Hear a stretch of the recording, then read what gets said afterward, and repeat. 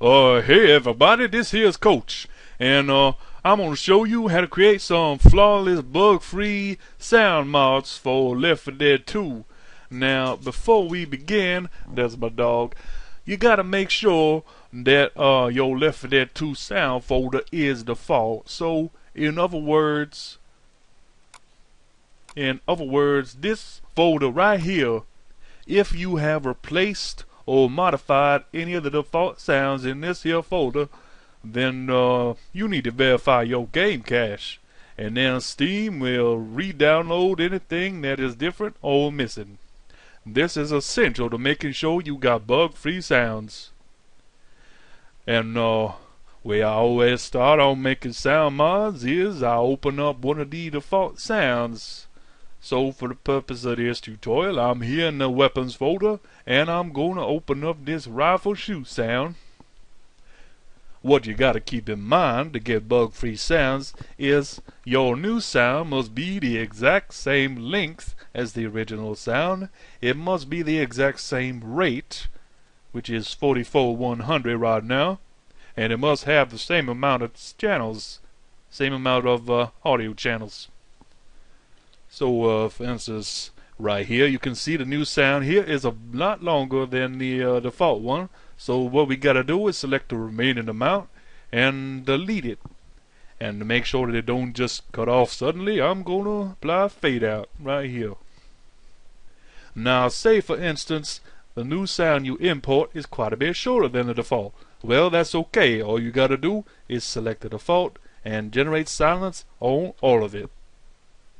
And when you play it, it'll play your short sound and the remaining bit of silence, so that it's still the same length. Well, don't that beat all? Well, you see what I mean, hopefully. Now, most of the sounds are going to be 44,100 Hertz and stereo channel, but some of them, like the MP5 here, this one happens to be at 22,050 Hertz. So, hurts, don't it? Anyway, just make sure that your that your replacement sound is also 22,050 Hertz, because if they rates don't match, then your new sound's gonna be a lot lower pitched and a lot slower, or maybe the exact opposite.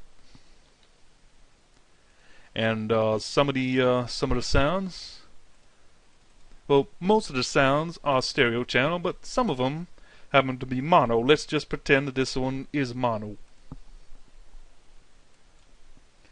Your new sound also has to be mono, and to do that, all you gotta do is click this here arrow and then split stereo to mono and just delete one of them, and then make any further changes that need to be made.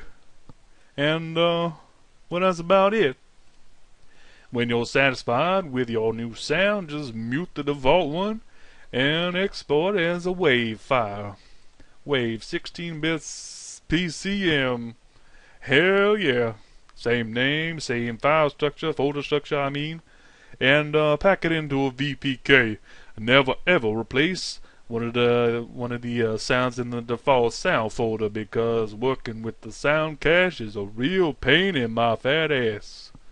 Well, anyway, I hope this has been helpful and not too racist.